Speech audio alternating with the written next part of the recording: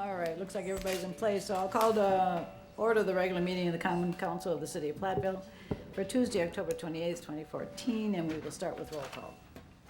Dick Bonin, Here. Ken Killian, Here. Eileen Nichols, Here. Amy Seaboth Wilson. Here.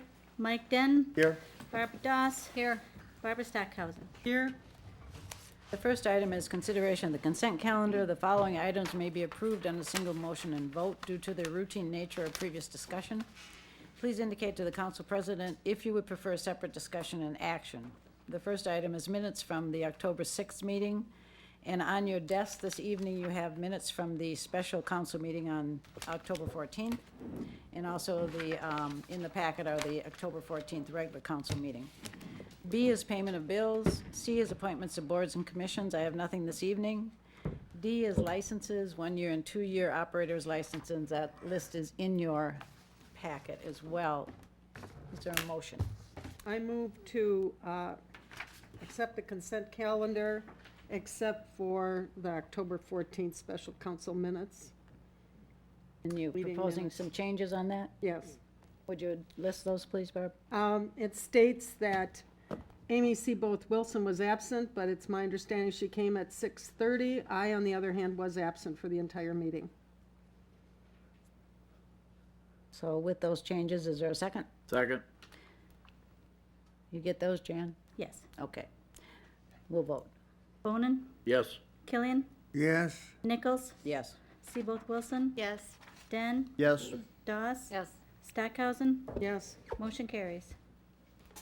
Under citizens' comments, observations, and petitions, we have two this evening. One is for an item that we have on our agenda later, so I assume you want to speak at that time, Kathy? Okay. The other one is Jason Klovning, who would like to speak on the Platteville Airport annexation. My name is Jason Clovening. I live at 127 Pine Grove. I own a airplane hangar out at the airport, and I understand it's under consideration or in the plans to annex the airport from the township to the city. I don't really care why you do that or why you want to do that or what the role is. If it gives more flexibility. One of the byproducts I just want to make you aware of, as one of the 4 people that owns a private hangar out there, you're going to end up giving me about a 25% tax increase. The millage rate for the township is around 18, the millage rate for the city is around 22, and I'm guessing that you're not gonna provide me with any additional services. You're not gonna run sewer out there, you're not gonna run water out there, I'm not gonna get any benefit from being annexed. So one of the things I just wanted to bring that to your attention, number one, and number two, in that consideration, I understand that we pay for goods and services with our taxes, I'm not afraid to do that, but usually when you think about that, if you're going to have that big of an increase, you think you might get something extra for it, or you might get some other additional coverage, police, fire, something, and I don't think that's gonna happen.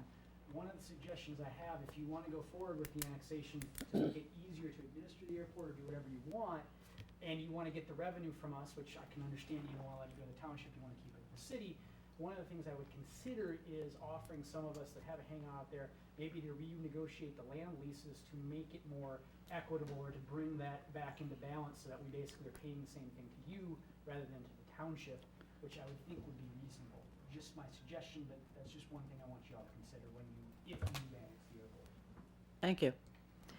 Joe, I think you mentioned to me that annexation question will be for the Plan Commission in, Yes, it's on schedule to go to the Plan Commission November 3rd. okay, so the Plan Commission discusses it before it comes to the council. Correct. And then the council will have it for information on November 11th and action on the 25th. Okay, just so the council understands that that's when all that will happen. All right, I have no other citizens' comments, observations, or petitions right now, so we'll go on to reports. In your packet, committee reports include Airport Commission, Dawes, Nothing to add. Water and Sewer Commission, Bonin, Nothing to add. I have an addition. I'm on the Water and Sewer Commission also, as is also Barb. My first question is, how many people in the city of Platteville read the minutes of the Water and Sewer Commission? I doubt if too many read the minutes. There is something very significant underneath the action items, and this is the thing that came to the commission from Todd and Jen Casper, where they received a large bill. Their usual bills are about $120 per month.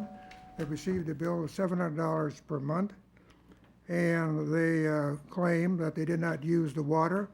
I went to visit their home twice, and I could agree with them that as far as the water usage, it could not be substantiated that they used the water. So I think there needs to be more information needs to be put out about this situation. I attribute it to a faulty census meter, water meter.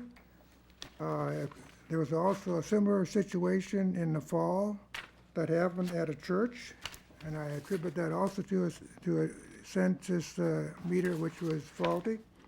So I think more information needs to be put out about this so that people are aware that this may happen, and that if you get a large bill, you better be able to substantiate that you did not have that amount of usage, otherwise you'd be paying a large bill. Thank you. Next is Police and Fire Commission. Den? Nothing to add. Library Board, I have nothing to add. Again, Library Board closed session, minutes are in the packet. Commission on Aging, Bonin. Nothing to add. Historic Preservation Commission, Killian. No additions? The Platteville Community Safe Routes Committee, Seaboth Wilson. Nothing to add. And Parks, Forest, and Recreation Committee, also Seaboth Wilson. Nothing to add.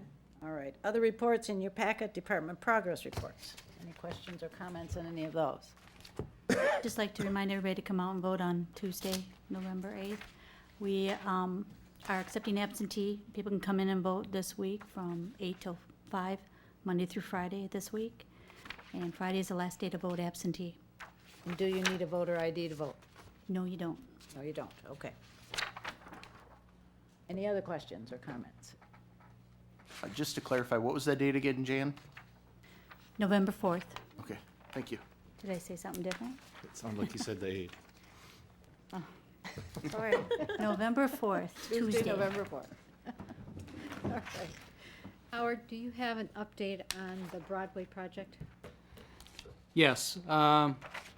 As of about an hour or so ago, the painting of the striping on Broadway is done, and so the project is complete pending a punch list inspection that we will be doing sometime, that we'll be scheduling sometime later this week. How much will they have to pay in additional money as far as being late or forfeit? Won't we pay? We will be, we have liquidated damages. I'd have to look at it again. I think it's somewhere in the neighborhood of the equivalent of 40 or 50, 40 days, I believe. No, it's more than that. So it's First going to be Saturday. more than 40 days. First Saturday in September, wasn't it? No, it was the last Saturday in August. But on the flip side, because the painting and everything else is done prior to November 7th, they also get early completion bonus money of $1,000 a day for the days through today, from today through November 7th. So we get some, they get some, we got more. They got about 10 days. This was a pretty challenging project, and I want to make a special thank you to Howard for doing such a good job. It's always a challenge when you have competing interests vying for the time of contractors, and this was something Howard spent a lot of time on and worked really hard with. I'd like to also comment to Howard on the excellent job of the, what do you call it, overcoating? Oh, yes, thin overlay. Thin overlay, there you go. Yes. think We they have one cul-de-sac left to do Joseph Court, and, but all the rest of them are all done, and I think it went very well. But Howard, is I that- received, excuse me, Dick. Howard, I received some calls from people that would live on those properties, and they also wanted me to tell you thank you very much, and they appreciate it, and they're very pleased. Thank you. I would have to echo that. I live on Perry Drive, and we had kind of a dip, and that's been corrected too, so, very good. Thanks. All right. City Attorney, itemized statement is in your packet as well. Any questions on anything else? All right, we're gonna go into the action items. The first is the proposed 2015 through 2019 garbage and recycling contract. Howard. Okay. We discussed this last time. We have traditionally done a 5-year contract with Faraday Incorporated. You have an analysis. I've done a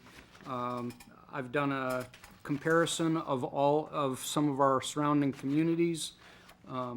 Our price and our service are among the best around, and so what we're doing is we're recommending that we continue with Faraday's Incorporated at the designated bid price. The proposed contract is in your packet. Any questions, anyone? I'll make a motion that we give the refuge and recycling contract to Faraday's Incorporated once again. Second. I have a motion and a second. I'm sorry, who seconded that? Ken. Ken, thank you. And Dick, 2 seconds. That's true. Take your pick. I think I heard your voice first, Ken. We'll vote. I'm closer. He's louder than I am. Bonin? We're Bonin? voting now. Vote. Yes. Killian? Yes. Nichols? Yes. Seaboth Wilson? Yes. Den? Yes. Dawes? Yeah. Stockhausen? Yes. Motion carries. Next is the loan and development agreement for 25 East Main Street. Yeah, just to refresh from the last time, this is a request regarding the property at 25 East Main Street. Wall Properties is in the process of trying to purchase that building. They would like to do some improvements to that building if they do obtain the building. This is the property that has the scaffolding on the sidewalk out front, and that's due to some issues with the front facade. It's unstable due to some weatherization leaking behind the facade, and so they have to do some structural repairs to that. So they would make those necessary repairs. They'd also do some window replacement, some roofing work, and some other tuck pointing. They would also like to do some improvements to the inside of the building, to the existing apartments, as well as add some additional apartments to that building. So they were looking for some financial assistance to help with that project. They initially went to the RDA to request a loan through the revolving loan fund. The RDA did approve their request, essentially to help with the facade improvements. They're recommending an $80,000 loan, 1% interest rate, amortized over 20 years with a 7-year balloon payment. However, the RDA doesn't have enough funds available to cover the whole project, so they're recommending that the city obtain a loan through a local bank, and then provide a loan back to the applicant to help with the interior improvements. Those improvements are estimated to cost $172,000. So the staff did request bids from local banks to make that loan. The loan would be to the city, not to the RDA, which, like I mentioned, would then loan the money to the purchaser. We did receive a low bid of 1.98% from Fidelity Bank. The RDA had recommended to cover some of the city's expenses, that we add some something to the rate to cover some of that, approximately 1%. So, but otherwise it would be a $172,000 loan, amortized over 20 years with a 7-year balloon payment. And we would recommend that if this is approved, that it be contingent upon a development agreement. So I've included a draft development agreement. You did see a draft at the last meeting. There were some comments made about the risk of this type of a loan due to the amount of money and the equity, or the fact, I guess, that the city would essentially have a second mortgage to the primary lender, and questions about, you know, if you loan the money, the project doesn't get completed, or it doesn't get completed as stated, or other issues come up. So it was suggested that the loan be paid out essentially as the project is completed or something along those lines. So I did add some language to the agreement that essentially disperses the funds in increments as the project is completed or over certain dates to help alleviate some of that current concern. So obviously, I just kind of picked some numbers and some dates that seemed appropriate. This agreement is all up for discussion, so if you've got some other ideas on how you'd like to structure that, that should be part of the discussion. But otherwise, it would be important to have an agreement that outlines, you know, what the city's gonna do and what the developer has to do to obtain those funds. So with that, the RDA had recommended approval, as I mentioned, and staff would recommend approval subject to the development agreement. Any questions? Yes, I have one.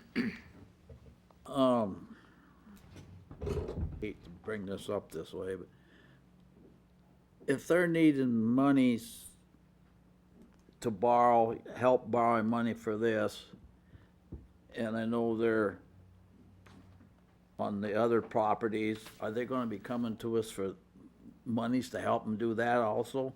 The Kallenbach stuff? I'm just asking the question, because I'm wondering. I don't believe so, because I have met with the individual that they're looking to obtain financing for on those other projects. Okay. Joe, I have a question, not so much a question, but a comment, because there's a lot of lending institutions out there of all different sorts. They're the professionals, okay? And if these folks weren't able to get that funding from those people, that throws a red flag up for me. I don't want to see the city taking a chance loaning money when regular institutions and banks and everybody else won't loan it to them. So I have a real issue with that. I don't know if they won't loan them or not, but the applicant, Judy Wall and her husband are here if you got specific questions about, you know, Okay. that type of a The reason thing. I say that is Mr. Luke, when I mentioned it last time, Jack said that they weren't able to get it elsewhere. Yeah, I know, I suspect that part of the issue is, you know, the facade improvements. That's an expensive fix that doesn't really add value to the property.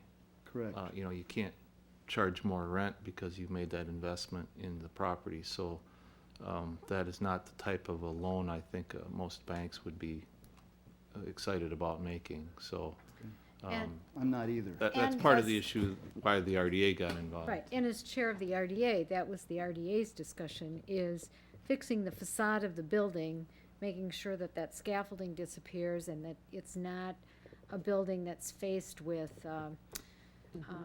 wood or something that's not to the standards of our, you know, historic downtown. I think that the RDA felt that the $80,000 to fix the front of the building, I mean, who's going to do that? You're right, it doesn't add to the value of the building, so to speak, but it's a necessary thing to have fixed on the building. So I think, you know, the RDA, well, the Walls provided a real estate business plan, and we looked at that, and that's why the RDA came to the conclusion that we would recommend, that we would loan the $80,000 from the funds that we have on hand. So that $80,000 is to fix the front of the building. And I do, Joe, like the way the developer agreement is structured, that $80,000 is paid out in, as Increments. Work is completed. The developer agreement states that the loan would be dispersed $40,000 to the developer on completion of the mason repairs, $10,000 upon completion of structural repairs, $10,000 on completion of window and door replacement, and $20,000 on completion of roof replacement, with the parties being required to submit sufficient documentary evidence that that is in fact what was spent. So I think in that case, the RDA is like, how do we get this? We gotta get the scaffolding off, this has gotta get taken care of. So in that regard, I think that's where the RDA came through on the $80,000. That is redevelopment as in a blighted historic district, so. So Barb, a question for you. When the RDA reviewed this proposal, did you have historic standards basically for the for facade improvements? Did you guys see a plan for like what standards the facade will be improved to, design I standards? think that, well, Is that a good Judy question and, for Judy Judy? and Ken are here, so maybe they can talk about it, but it's our understanding it would be returned to look like it looks like now. It wouldn't be taken off and put, wood or vinyl or something else up there. It would be returned so that, basically the beam inside would be replaced. But part of my question then, yeah, Judy, you can talk to it too, but do we want that in writing if we don't have it in writing? Yeah. Judy, yeah, if you would come to the microphone and introduce yourself, and I guess that also leads to a question about the Historic Preservation Commission, what role they would play in that decision. We are working with the Wisconsin Historic Society Preservation Officer to make it a tax credit project. So anything that would be done on the building would be subject to extremely rigorous historic standards. Does that answer your question, Amy? Yeah, I think that answers my question. I think that I would feel more comfortable if we wrote that into the developers agreement then too, as long as we're doing this, that we mention that it's going to be achieving historic standards from the Wisconsin Historical Society, or which one did you say? I'm sorry. Well, we would be applying for tax credits from the federal government and through the state. However, there's no guarantee that those tax credits are going to be available. So I guess I'd be reluctant to, it's our interest to keep the facade in its best historic appearance. We could have opted for a much less expensive facade improvement, as Barb mentioned, by just putting a wood facade over the existing building. And the added costs, I believe, make the project worth, the significant piece of property that it is in your downtown. So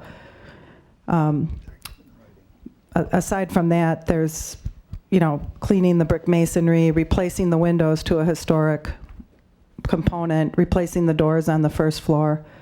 There's, we have no other plans to alter the facade.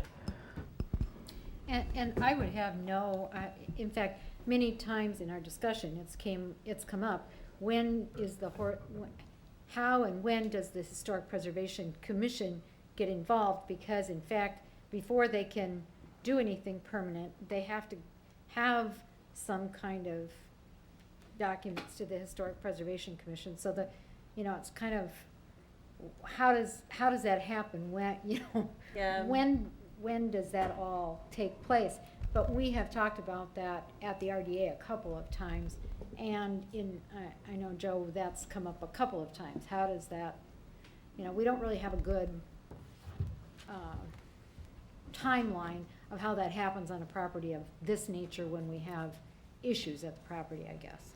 It seems like maybe we could at least include some clause in the developers agreement that acknowledges the Historic Preservation Commission needs to approve the final decision, or I don't want to jump the gun. I know you're going to want to know what the expectation is if you're going to sign the agreement, but we should have something that acknowledges that we're potentially going to go out on a limb and give a premium loan because you're doing something extraordinary. It's not just an average facade improvement. You're actually going to do historical facade work. Well, let me describe the process with the Historic Preservation Officer.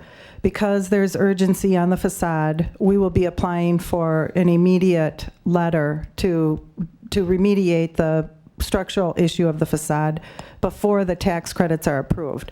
And that would allow us to include those improvements in the tax credit application, even though they're already completed.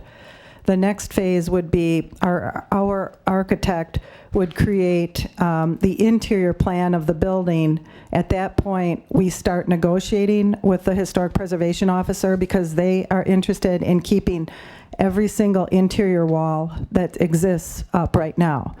And if you've been in an older building or an older house, you realize that a lot of the sizes of rooms in our past history amount to just a little bit bigger than a closet. So I guess the conflict may exist if we can't create, if the Historic Preservation Officer is not flexible enough to allow us to create the space to generate the income on the property, we would we would be forced with walking away from the interior historic tax credits. I'm not expecting that, but there is a possibility that that exists. I mean, the first priority that we have is to make that building cash flow and to upgrade the amenities on the inside. And if we can do it by conforming to the historic preservation requirements, we'll do that. Certainly, we don't have any issue at this point with the exterior, but the interior will be a state of negotiation. They will put our architect's plan on an overlay over the existing walls, and then piece by piece, we will negotiate each wall with them, which ones stay and which ones have to leave. So. And I'm going to interrupt here because Judy is Yeah. talking about a state officer that's, we have a local historic preservation commission that basically, can you deal with building exteriors, is that correct? We work with the exterior. Yeah, exteriors. We And don't- I'd like Joe to respond to this discussion as far as how the commission local will be involved. Could you do that, Joe? please? Okay. Yeah, prior to the issuance of any building permits to be done on the exterior, the commission would have to approve the work to be done. So they would obviously be looking at the impact on the appearance of the building, so I was assuming they would not approve anything that would be other than replacing the masonry as is, or in a similar looking situation. So that would have to be done whether you improve it put it in the agreement or not. If you want something more specific or go beyond that, the agreement does have, Exhibit B, a description of the project. It's fairly straightforward. Now, if you want to, get more detailed language, we could put some more language in there. But otherwise, if the commission denies the project, the applicant can appeal it to the council. So ultimately, it would be your decision whether to approve something other than the installation of the masonry back to its current state. Amy, I have to agree with you. I think we need to put that in writing. That way we have it. Real simple. I think that's great. We're also working with the Main Street architect. We've already received a facade drawing from him that is just, the basic lines, just more simplified windows and also, cleaner doors, just cleaner lines. That would be good. Any other questions? If, Otherwise, we do have one person who wants to speak, so just. if this gets through here tonight, then, are you on a fast track to get that facade done before the weather changes? Yes, we have a mason that is scheduled to start the Thursday, Friday of the first week of November. Thank you. Any other questions for the applicant? I have a silly question, and I wish I had my head wrapped around this. Let's say worst case scenario and the loan's not paid off. Do we have a lien on this, or do we have any right? Yes, I'm trying to read through it all, and I'm digesting this. So if the loan doesn't get paid off, the city would have the rights to the property immediately. Is that how this is written, Joe? No, Brian? the city's debt will be secured by, each debt will be secured by a separate mortgage. And my understanding is there's at least one mortgage that will be ahead of those two. So the two loans will be secured by mortgages that are subordinate to one other mortgage, which I assume, do you have an idea how big that is? Yes, it's for about 50% of the project. So it would be about $245,000. So if you're looking at the collateral aspect of it, the first $240,000 is value goes to pay off that. And then what's left would be available to pay the city's liens, but it's not automatic that the city gets to simply take over the building if there's a default. You have a process that you go through called foreclosure, and that process can take a number of months and over a year. In other words, we would be a second mortgage. We would be a second and third is what it sounds like. Right. The collateral you're talking about, is that just the value of the building they're working on or some other collateral? The collateral, as far as I am aware, that's being offered is the building, is the subject building. Okay, not outside collateral to back this up. I'm not aware that that is part of this. The agreement has a personal guarantee. There is a personal guarantee, but from the individuals of Wall Properties. And so that has value depending on their personal ability to pay that debt. I guess the other thing, Joe, as I look through this agreement, I see that there's really two, the RDA loan is a loan that's already been approved by the RDA and doesn't come here. That's the $80,000 for the facade improvement. The discussion tonight is the $172,000 loan that's being requested from the city.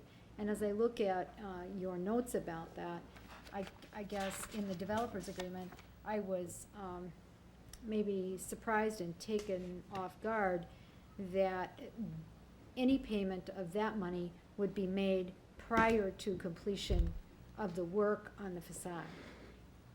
I mean, the way I'm reading it, it says that as soon as that loan is made, $50,000 gets distributed.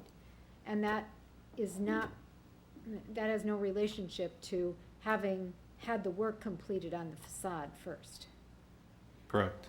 I guess from an RDA standpoint, I think at least my personal understanding was that the facade work would be done first, and then there would be, then they would proceed. But that the real work to begin first would be on the facade. Yeah, the reason I didn't structure it that way is partially just due to the time of the year. I think it's very likely that a lot of that exterior work won't be able to be done or completed until spring, whereas the interior work can be started and at least some of that done over the winter. So I think there's a distinct possibility that the interior work will at least be underway, if not completed, before the facade work is done. In a case like that, though, what happens if they don't work out real well with the facade, and like she mentioned, they might have to walk away from it? Well, we've already given them money to do the inside. Is that a good move? Well, I mean, that's up to you. If you want to take that number down or do something other, but I just put in there that it's being paid in installments. If you want to make that first installment later or smaller, that's up to the council. I don't think I mentioned that we'd walk away from it.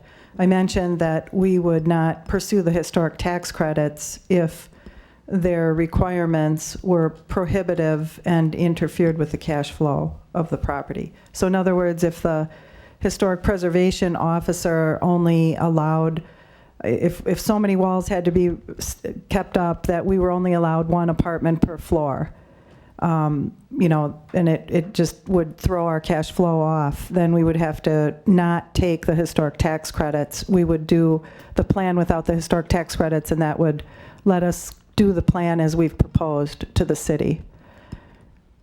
Thank you very much. My concerns were, I looked at your projects in Prairie du Chien, and that's why I have concerns here. We have 5 buildings in Prairie du Chien and 15 apartments, 6 storefronts, and I think that they're probably some of the better kept properties in Prairie du Chien. Project I looked at were sitting there for 22 months and nothing had been done to them. It was quite a mess. 22 months? Approximately. I'm not sure what you're referring to. Are you referring to an NSP house that's owned by River to Valley Initiatives? Correct. Well, that program is completely separate from our personal life, and that program is run based on which properties sell first. And that one just happens to be one of the ones at the end and it's a bigger property that we're developing for an assisted living facility. So. I looked at all 3 of them. Judy, I'm glad. I have a question. You said if the historic tax credits will not work for you in terms of how you would like to redo the building and then the cash flow that you would get from that. If you do not get the historic tax credits, then you would have to get money from some other source? Or would you change your plans for the building, or? No, our plan as proposed to the redevelopment authority is a cash flow analysis without the tax credits taking place. If we, we would have to go back to our first mortgage lender if that was the case, and, have a discussion about whether the tax credits were worth sacrificing some of the cash flow.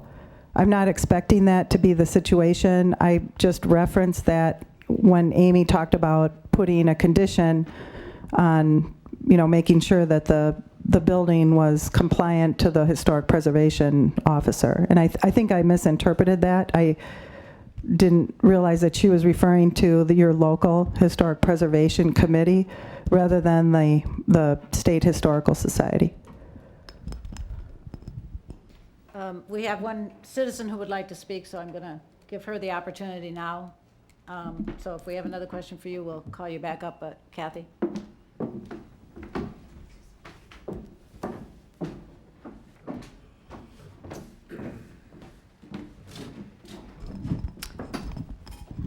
Hello, I'm Kathy Kopp.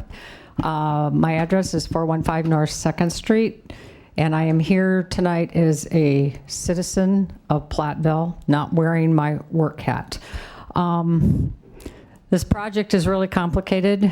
I'm not here for or against, but just to raise some questions. There are a number of buildings in the downtown that have need of repairs and renovations on the interior. If this decision I don't have an issue at all with the RDA with the facade. Although I'm also a landlord, and if I had a piece of property that was basically falling into the street, I think that's my responsibility, not somebody that would be looking to purchase the property. Just my comment. But if a decision is made on the loan, what is to preclude other property owners, particularly in the downtown, to come forward and say, I could really use a cheap interest loan to fix up my property for 20 years. I would have a concern that there's a precedent that would be set. I really question the city being in the banking business. Like I said, I don't have an issue. The RDA is there for a purpose, and the facade obviously fits that purpose. I'm questioning the whole loan piece. And if I was here tonight saying that I'm thinking about buying or purchasing a property on Main Street, and to be quite honest, I have talked to a property owner about that. Can I come back here and say I need to do some renovations in that building, and you gave money to one individual? How do you say yes or no to me? And as a taxpayer, I'd be upset if you gave me one, to be quite honest. That's all. Those are my points. Thank you. Being that's been brought up, let's see, who we asked, Joel? Joel, did we ask you about that? Why hasn't the present owner been approached, talked to about doing this instead of letting it sit there? The property owner has been approached about making the facade repairs. And if this property is not sold, he will have to do something to his facade. Okay, why hasn't he been asked, has he been asked to fix it prior He has been asked to fix it prior. and refused to do it or don't want to do it, or? This process was underway to sell the building, so he's letting the process run its course. So a good follow-up question then is if this sale doesn't happen and the property owner does have to fix the facade, what historical standards would or would not the property facade have to meet up to? Like how firm would the Historic Preservation Commission possibly be in having it be a historical facade, or does it not need to be a historical facade? Could they just board it over? As I mentioned before any of that work would be done, it would have to be approved by the commission.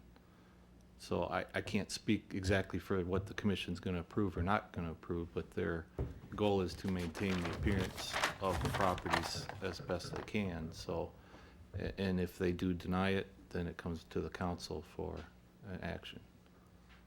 So whether you approve a loan for this project or not, any changes to that building facade would have to be approved. And then one more follow-up question is if this loan doesn't go through, how long would the city take to enforce the need to repair the existing facade? Or will we just wait until the property sells? One way or another, the property will be stabilized in November so that it's safe to remove the scaffolding. The rest of the further repairs will probably have to wait until spring, so they will remove what they need to, make it weather tight, and then come back in the spring to make the repairs. Either the current owner or the proposed owner will be dealing with it. Joe, can you tell me if the city has ever loaned money for interior renovation before? Yes. Okay, so this would not be the first, would this be the second, the fifth, the ninth? So this is not something that hasn't been done, it has been done before. Correct. Yes. And I believe, yeah. And I believe this council made a commitment last year to someone on a loan project that had to do with, housing. That never materialized, but I think we made a commitment that we would do it. Right. Yeah, we've done interior and exterior projects in the downtown that we've helped fund through the RDA and through the Through the city, right. So this is not an unusual request or a first-time request. Correct. Yes, Ken. I still gotta go a little bit here. I know of another instance, this is an example where a party was buying a property and the septic wasn't up to code for that particular sale. The loan wouldn't be issued until the septic was brought up. What happened then was the new buyer had it done, and then it came off the sale price of the property. Follow me? Otherwise, the loan wasn't going to be approved if it wasn't done. I guess this kind of keeps coming back here to why did it happen to where this gentleman party didn't get a letter saying such and such a date, or they got what? set a fine.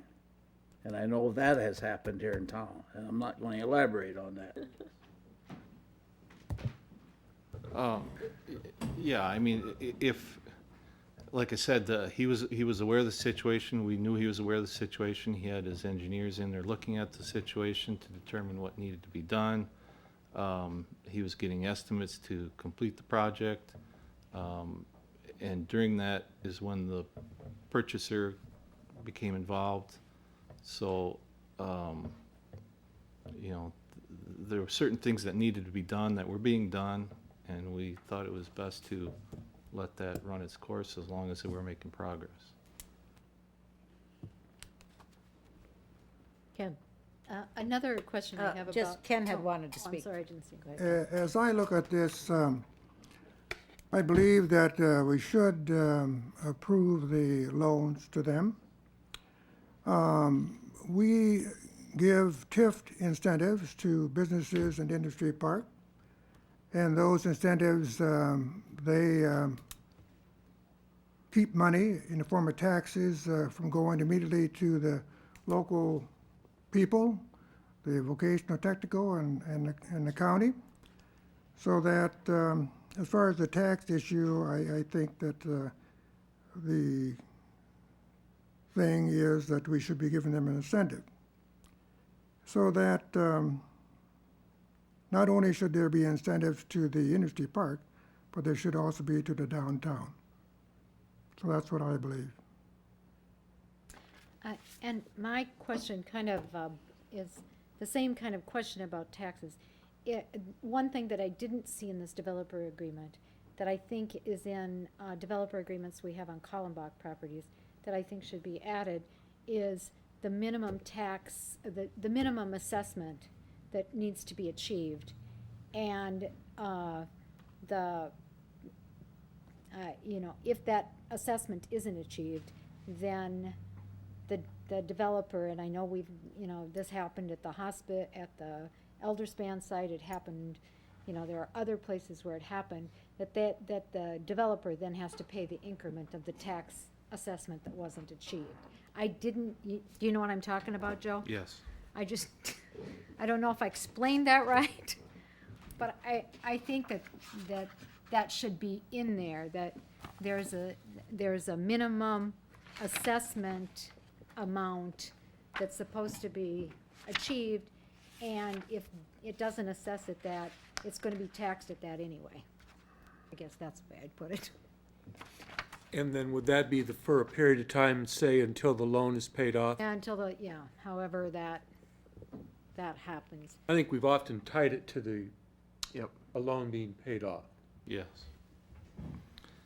Yeah, it was tied to the TIF being closed on the north side of town, so. Other Yeah, measures, but yeah. when I read through this, I didn't see it. I did see that, under the developer obligations, the exterior redevelopment construction is to be substantially completed by July 1 of next year, and the interior redevelopment is to be substantially completed by December 31 of 2015.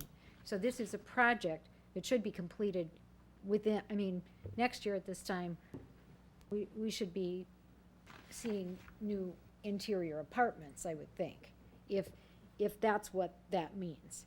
My question is, if those timelines aren't met, what's the, Recourse.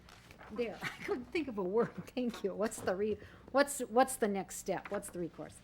Well, as it sets up, if they don't achieve certain things, they don't get additional money. That's the reason for the installment. So that's the main thing, is they get more money as they do more work. So obviously, if they get to this point next year and no work is being done, they should have very little money that's loaned to them. As far as the minimum value, any suggestions on what that value should be? I don't recall if there's one in that paperwork that was submitted to the RDA or not. I'm thinking that the paperwork here says $507,950 or something like that, if I see my plan right.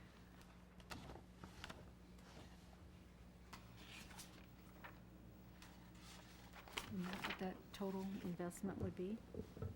That's what it looks like. 507,980? Yeah. I think if you're looking at the loan amounts, it would have to come pretty close to that. It'll have to. The other thing I'd like to see is a little bit better alignment, perhaps moving the exterior redevelopment construction up in terms of its date to align better with the payment of the second loan. Right now, the second part of that installment gets paid May 1. The exterior redevelopment is July 1. Perhaps those dates could match at May 1. I'm assuming the exterior work would be completed in the spring. What deadline are you mentioning besides May 1? The May 1, it would be the exterior redevelopment construction substantially completed on or before May 1, 2015. And then that would line up with the second installment of the $172,000 loan of $50,000. So Oh. you would see the. Now, I don't know if we need to see this again or if we can. I think we need a motion on the table. Can I make one more, comment before ahead. we're ready for a motion, or I was, Barb? I was going to say, with the changes that we've talked about in the developers agreement and not being able to see it, I would make a motion, we approve the loan with those additions that we've talked about, referencing the Historic Preservation Commission, making these date changes to align, adding the clause about getting a certain tax assessment rate. So I want to just add here, I guess, I wasn't part of the RDA conversation, so I don't obviously know as much as the RDA does. I think our downtown is one of the most valuable assets Platteville has. Downtowns and historic downtowns are incredibly important. I think the RDA loan for the facade improvements makes a ton of sense. I think the $172,000 loan for interior improvements makes me nervous, because I do feel that if we're gonna loan money, there needs to be an exceptional reason that we're lending money because this project is different than most projects in some way. And I realize that the interior loan is tied to the exterior improvement, and the exterior improvements of important value to the city of Platteville.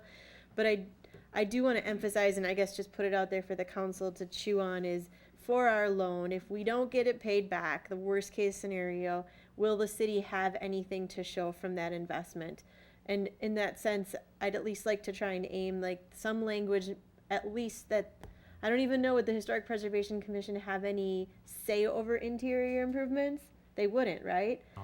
So like really the way this is worded, I think that I'm reading it, is that for the $172,000 we're giving them, they have to replace the countertops, bathroom fixtures, and flooring where needed. I mean, they're pretty minimal sounding improvements.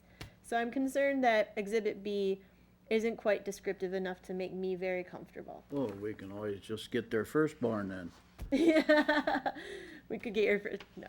But I've been told that. somehow before. I would feel more comfortable if we could document what type of interior building improvements the city would be gaining from making a potentially risky investment. Well, the occupancy reports will view that. It has to meet the occupancy requirements. But is that So- all? That's the most basic Basic? standards we'd possibly have, though, and that's good enough.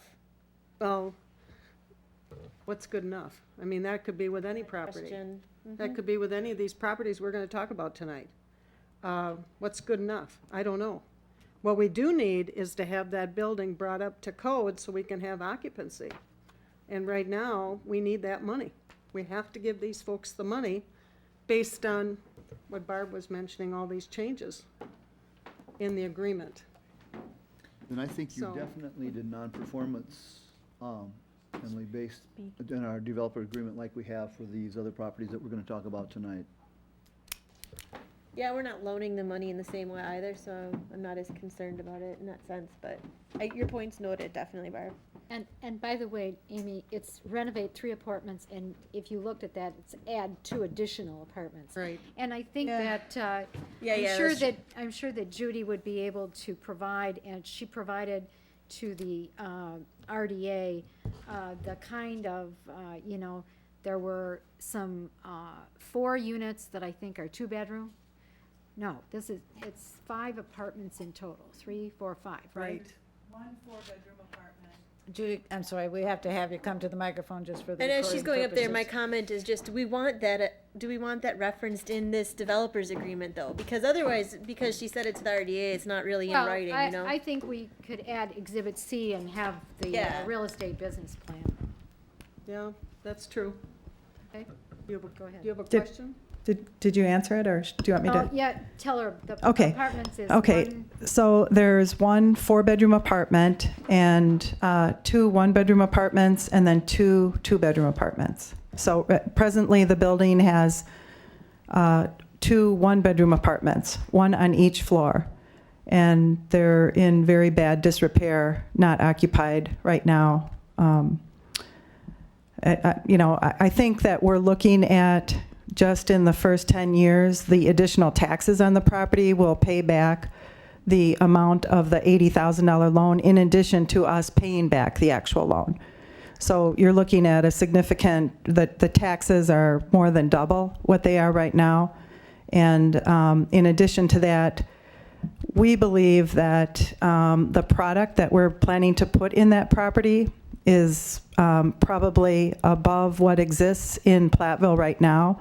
And we believe it's important to set that property aside so that Platteville has the ability to offer something different than they're already offering in their downtown. And that's maybe just a comment to, the amount of money that we're investing in the property will certainly be a very high quality type of improvement for that building.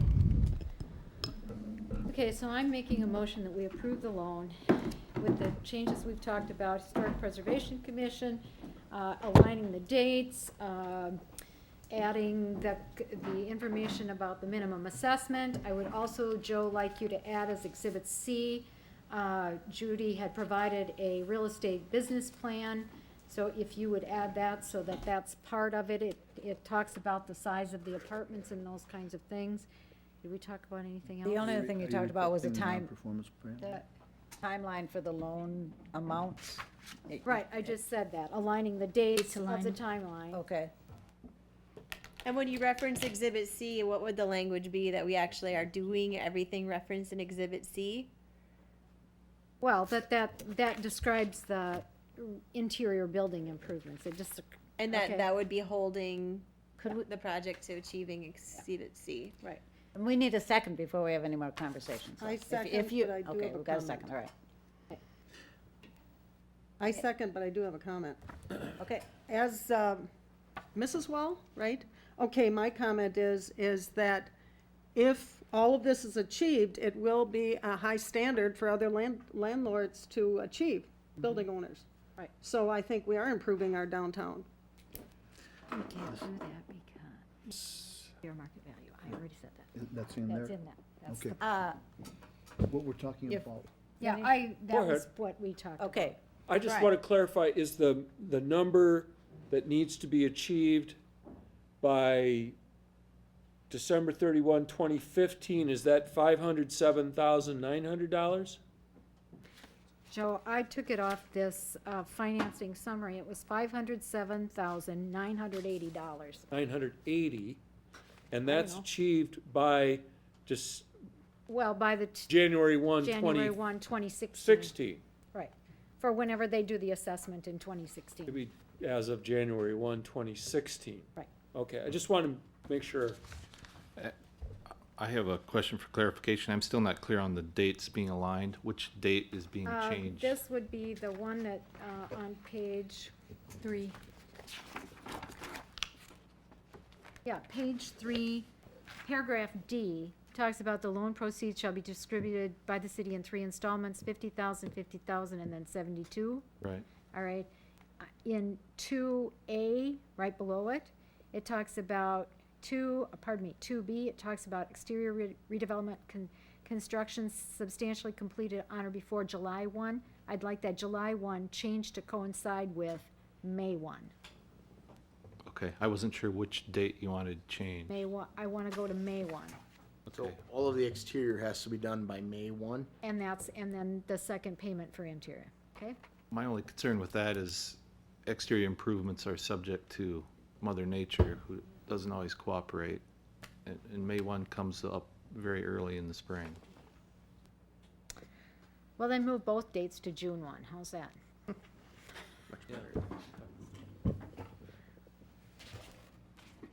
Good discussion. Anything else? I made a motion, Barb second. Yeah, we have a motion and a second. just to verify, Barb, you did mention the performance penalty? that- Okay, no. so sure that's in there also. I don't think it has to do with this motion, but I do have another comment after this motion. Okay, so we have a Carried motion or- and a second, and your comment is not relative to the motion. Okay, so, no other comments on this one, we're going to vote. Bonin, Yes. Killian, Yes. Nichols, Yes. Seaboth Wilson, Yes. Den, No. Doss? Yes. Stackhausen? Yes. Motion carries. And I apologize, Jack. Did you want to say anything? Please do. In the heat of the discussion, I laid it here and didn't pick it up.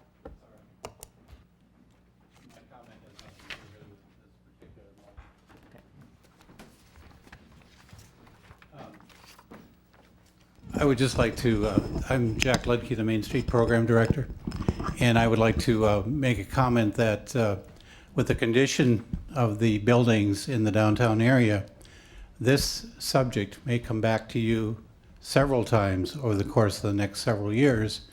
And in order to maintain interior work on buildings, you're going to have to consider those approaches, those applications, because the financing industry, the banking industry in the community, many times will not do those interior renovations or fund those.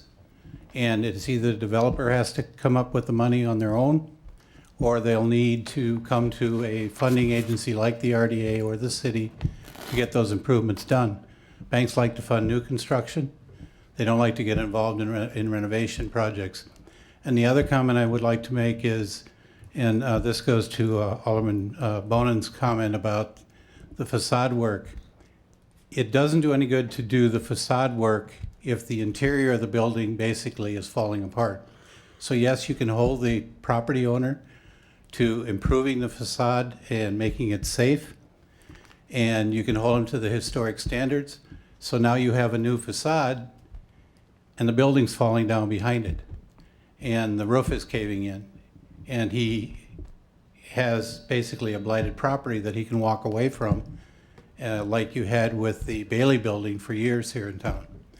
So I'm just saying those are some of the circumstances that can come about, and I appreciate the council's vote of support for the renovation on this particular property. Thank you.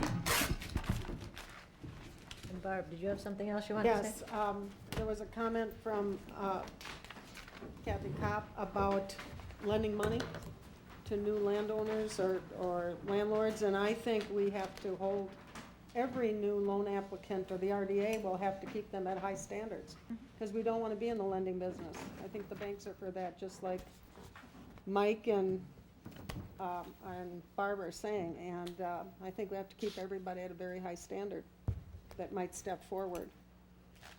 Okay. Next item is the Kallenbach Development Agreements. We saw those once before for information and Can I discussion. say real quick something?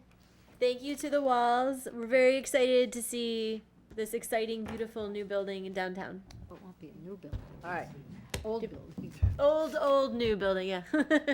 Developer agreement. Kallenbach, we have 6 altogether, 375 Irene Street, 235 3rd Street, 260 South Chestnut Street, 310 West Gridley, 185 Center, and 430 South Chestnut Street. Joe, anything you want to add? I don't have anything unless you have suggested changes to any of the language in the development agreement. I'd like to make a motion that we do accept the property redevelopment proposals, and for 375 Irene Street, 235 3rd Street, 260 South Chestnut, 310 West Gridley, 185 Center Street, 430 South Chestnut, with one exception to the language under Part 4 on page 3 on the non-performance penalty. And it says now, the city may impose a non-performance penalty on the developer. I would like the word may changed to shall. We have a motion. Is there a second? Second. All right, we have a motion and a second. Any discussion on that motion? And Mike, can you give me a reasoning, I know where you are. Okay. I know where you are. Okay. Just help us understand your reasoning of changing may to shall. Yes, I can. Okay. The problem with may lends it to a situation where it's easy to get into where, hey, this person over here, something happened, and he's okay, that's a good person, they'll do well, so we won't penalize them. Then we get into somebody else that might have one of these things, or down the road at a different time and say, well, I can't do this in this time frame, I can't do that. And they went, well, he's not such a good guy, so we'll penalize him. It leaves too much to the feel of how you like this person or you don't like that person. By changing it to shall, it's the same for everyone. So you don't have that discrepancy. You don't have to go back and have another meeting to decide what you want to do. It's just there, and it's real simple. So my understanding, I appreciate that. It's a really good point. My understanding of part of the reason we left the word may, and Brian, correct me if we're wrong, is the concern, or Joe, the concern that if it becomes really costly for us to pursue the penalty, then it would hurt the city potentially to have that firm language. I thought that we put may in there to give some flexibility for if a project is taking longer than it should, but there's some extenuating circumstances where it wouldn't seem particularly fair, that it would be capable of being adjusted. I don't have any problem with the word shall in there, because if there's something wrong and it needs to be adjusted, you all can still do it.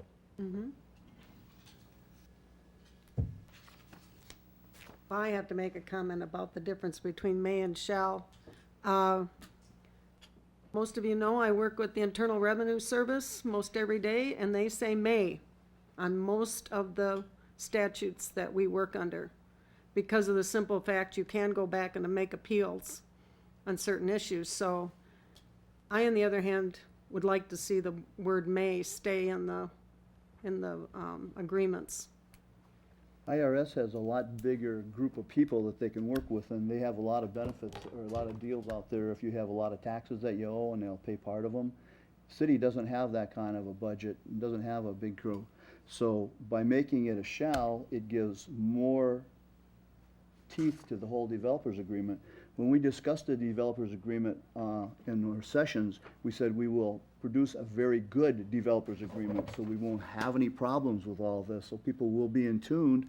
They already know it. Now they have guidelines to follow.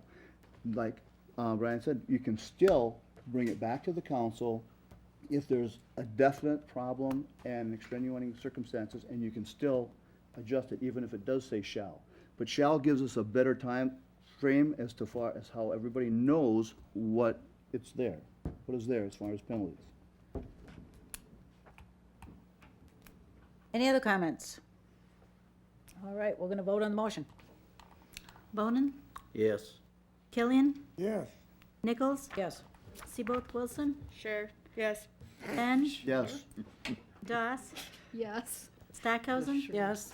Motion carries. Sure. No, that was a vote.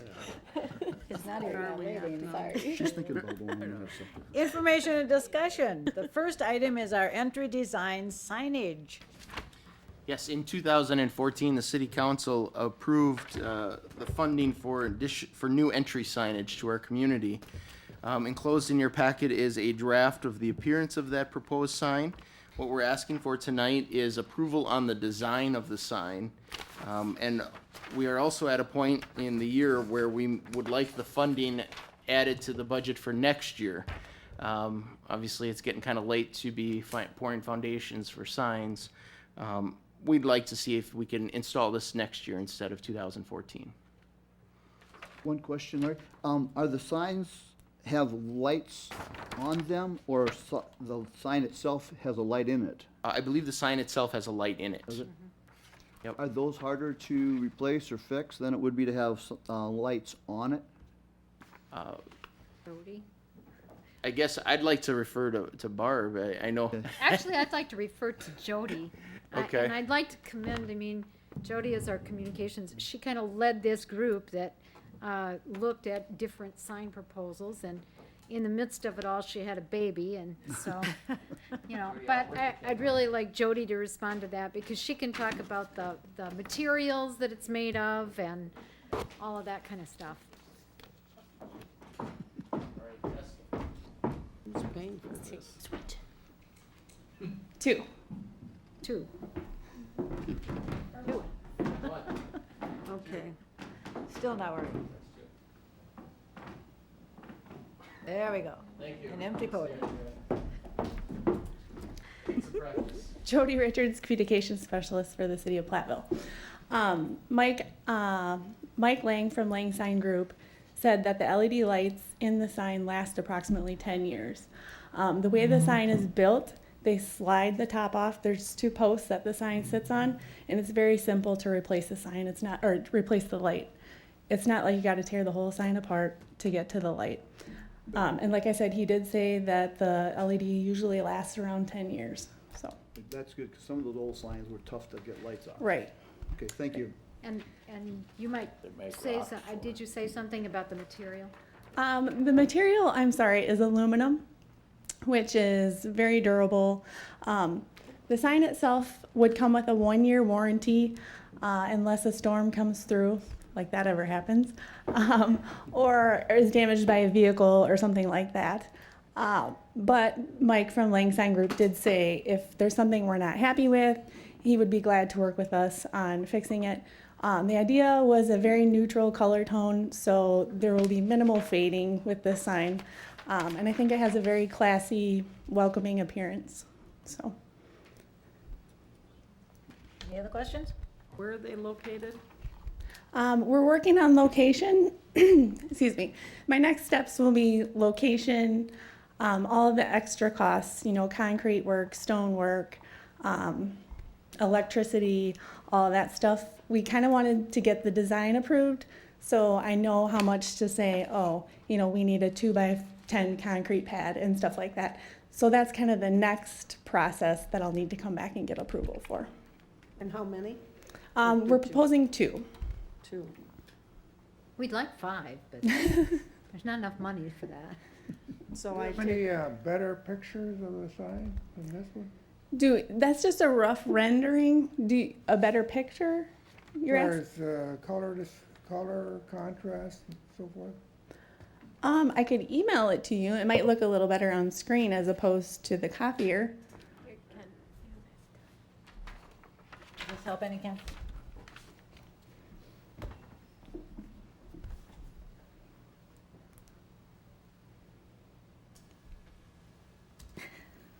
My eyesight must be going. Need right home? All right, email it to him. Okay. All right. Anything else? It doesn't look distinct enough as far as the colors. You'd like something Where's more it? vibrant? Well, as far as what I could see there. Okay, well, Jody would have if you wanted to stop into the office, I'm sure she could show you something as well. You must have a better rendering than this. That is the rendering we got from the sign company. I think, but didn't you have some colored chips too? I don't have color chips, no. You have material. Material samples, Right. yeah. So you need a motion, or is this just information? Actually, This is this is just just information and information. discussion tonight. I could definitely, ask the designer to come back with a more vibrant color scheme. I think the committee was thinking, we don't want to say bright blue UW Platteville, because this is kind of the whole city, not just the campus that welcomes you to Platteville. I guess kind of our farming community, we kind of wanted to stick with the earthy tones. And that's just kind of the thought process with the design. All right, thank you. Thank you. Next is the other Kallenbach properties, development agreements, which are also in your packet for 565 West Cedar, 255 Division, 335 Division, and 420 and 440 Southwest Road. So as last time, that's for information and discussion. You can look them over. If you have any questions or comments right now to pass on to Joe, I'm sure he would welcome that. Otherwise, this will be on for action next time. I'm assuming I should make the same Yes. may to Yes. shall change? Oh, yeah, you might as well do. The may to shall change. That goes to all of them. Right, so that's what he's Yeah, saying. that's why I'm Oh, assuming you're that, asking me, I'm sorry, Joe. I'm assuming I should make that change in these other agreements. Yes, as well. please. Yeah. Brian. Joe and I became aware of a potential issue with 255 and 335 Division Street being in a historic district and, or being in a historic district and being a contributing building as an issue as to the city's ability to convey these properties without putting some kind of appropriate historical easement on the property. We found out about it this morning as it being an issue, and we're running it down with Chip Brown from the State Historical Society to see, A, if there is an issue, and B, what we need to do to resolve it. You referring to the neighborhood historic district designation? Is that? Yes, Okay, because it's a state and national historic district. okay, so we'll probably have an answer by our next council meeting? I would on hope that? so, yes. Okay. So you're gonna change the dates then on this development agreement to match that? Or I- are we gonna pull these properties out of this conversation next time we meet? Neither of those things, hopefully. Okay, This is just information here. I know, but next board meeting or council meeting, we'll probably review it, right? We're intending to keep moving on the sale of That's these what I'm saying. properties. I don't want us to pull these two properties out and keep going with the other properties and then have to come back and review these again. We anticipate having the issue resolved before the next meeting. Okay. Any other questions or comments? All right, next item, contract 1814, snow and ice removal. Yes, thank you. This is our annual contract for removal of snow and ice on sidewalks. I've had some people predict tongue-in-cheek that since we had a bad winter last winter, we're not going to have any snow at all. But I'm preparing otherwise. So this is our annual contract for those people who do not remove snow and ice. The charge that we get from our contractor plus a $20 administrative fee per parcel is billed to the owner. We provided bid packages to 5 local firms who have worked with the city before. We received 1 bid from Four Seasons Landscaping, and you have that in your package. The only thing that I found, thanks to those folks for pointing it out to me, is I left a line in here about the quote being less than last year, and obviously it isn't. The other issue here is that as opposed to last year when we allowed the contractor to use salt from the city garage, this year we will be requiring the contractor to provide their own salt if we allow it to be used. The bid price is 20 cents a square foot with a $40 minimum charge for snow removal, 25 cents a square foot, or $50 minimum for ice and packed snow. Any question? All right, next item is the 2015 budget. Yes, the city of Platteville had a budget meeting at our last, had a budget meeting. As a result of that meeting, there were several questions and additional follow-up that needed to occur. Staff has completed that follow-up and provided it to the city council. And at this time, we'd like to ask the city council if you have any other questions or paperwork that you would like staff to have prepared for tomorrow night's budget meeting at 7 p.m. I would like to know, I mean, we've been talking a lot about expenditures. We've talked very little about what all of these expenditures are doing to a potential taxing amount. Whether we're taxing similar, whether we're expecting an increase, if we're expecting an increase, how much that would be. So I guess I'd like to have some information about how this amount compares with past amounts, and if we go up X amount in budget, how much that raises mill rates and those kinds of things. So I guess I'd like to know something a little about revenue. The second thing is this week, I believe, Larry, that you sent a note that we had gotten a memo or information somehow from the insurance companies That's correct. that the insurance was increasing from Dean will be Dean 19. Care 19.9%, and I'm having trouble finding Yep. where I found it. Yeah, 19.9%. And Medical Associates is up 4.2%. And you projected that this additional cost would be $60,888. So I guess I have a question about if that's money that we assume that we're going to have to pay, or if there are other things that you're projecting in terms of how we raise that additional $60,888. We've talked about a 40-hour work week. We've talked about raises. Now we have $60,888 more in health insurance premiums. So my question is, you know, we're gonna have to start making some decisions somewhere. It would be nice to say we could do it all, but then what does that do to city taxpayers and stuff? I mean, yeah, I've heard like everybody else, you know, there's a lot of school referendums and stuff going on, and I've heard a lot of people saying, you know, and this, you pass this referendum and it's only $200 more a year on your taxes. Well, I want to know what we're talking about in terms of doing all these things and how it's going to affect people's payments.